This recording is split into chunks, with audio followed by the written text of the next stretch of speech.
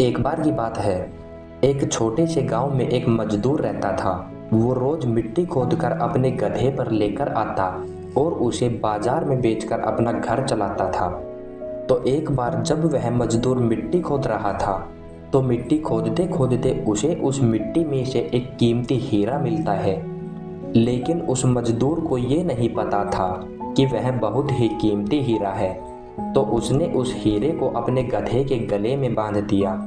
एक दिन जब वह गांव से अपने गधे को लेकर जा रहा था, तो उसी गांव में एक सेठ जी थे जो उसी गांव में एक छोटी सी दुकान चलाते थे। तो उन्होंने जब गधे के गले में उस हीरे को देखा, तो उस मजदूर से पूछा कि यह तुम्हारे गधे के गले में क्या है, बड़ा चमक रहा है। तभी मजदूर ने कहा कि यह चमकीला पत्थर है, मुझे मिट्टी खोदते समय मिला था। अब सेठ जी को वो चमकीला पत्थर पसंद आ जाता है और सेठ जी उस मजदूर से उस चमकीले पत्थर को 50 रुपए में खरीद लेते हैं और वह उस चमकीले पत्थर को अपने दुकान के तराजू पर लगा देते हैं। अब जो भी सेठ जी की दुकान पर आता, उस चमकीले पत्थर को देखकर उसकी बहुत तारीफ करने लगता। तो एक बार एक जोहरी उस सेठ जी की दुकान पर आते हैं और जब वह उस कीमती हीरे को उस सेठ जी के तराजू पर लटका हुआ देखते हैं, तो वह जोहरी समझ जाता है कि यह एक कीमती हीरा है। वह सेठ जी से पूछता है कि यह क्या है और इसे आपने तराजू पर क्यों लटकाया हुआ है। वो सेठ जी उस जोहरी से कहते हैं कि यह एक चमकीला पत्थर है, मैंने एक मजदूर से 50 रुपए में खरीदा था। वह जोहरी सेठ जी से कहता है कि क्या तुम इस चमकीले पत्थर को मुझे बेचना चाहोगे।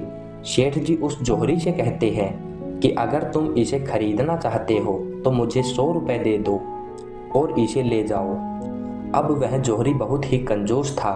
उसने सेठ जी से कहा कि मैं इस चमकीले पत्थर के तुम्हें 80 रुपए दे सकता हूँ, चाहिए तो बोलो, नहीं तो मैं जा रहा हूँ।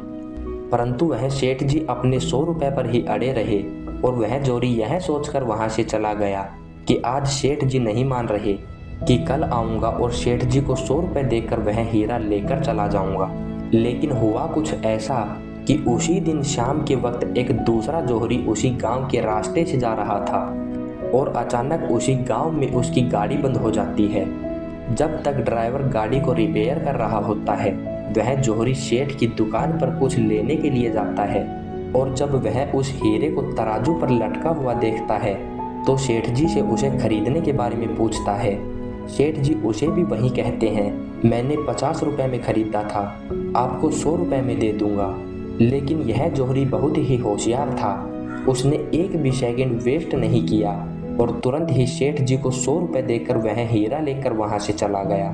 अब जब दूसरे दिन पहला जोहरी सेठ की दुकान पर वापस आया और जब उसकी नज़र तराजू पर पड़ी, तो वह हीरा उसे वहां नहीं दिखा। उसने सेठ जी से पूछा कि वह चमकीला पत्थर कहाँ गया।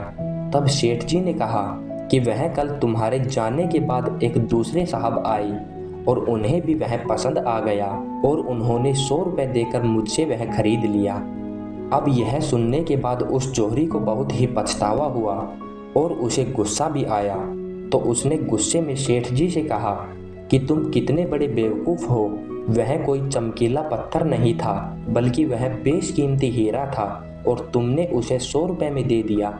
अब यह सुनने के बाद सेठ जी ने जोहरी से कहा कि साहब, ऐसा है कि मुझे तो पता नहीं था कि वह बेशकीमती हीरा है और आपको यह पता होने के बावजूद भी आप कल मुझसे केवल 20 रुपए के लिए झगड़ रहे थे। तो मुझसे बड़े बेवकूफ़ तो आप हैं जिन्होंने 20 रुपए के लिए एक कीमती हीरा खो दिया। दोस्तों, इस छोटी सी कहानी से हमें 3 सबसे बड़ी सीख मिलती है। पहली यह है कि कंजूसी भी वहीं करो जहां पर उसकी ज़रूरत है। अगर हर जगह कंजूसी करोगे तो आप अच्छी चीज़ें भी अपने हाथ से गंवा दोगे।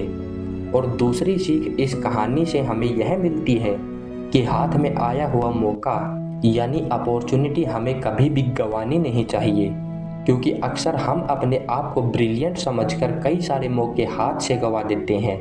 और तीसरी सीख हमें इस कहानी से यह मिलती है कि कभी भी काम को कल पर मत टालो, क्योंकि एक बहुत पुरानी कहावत है कि कल करे सो आज कर और आज करे सो अब।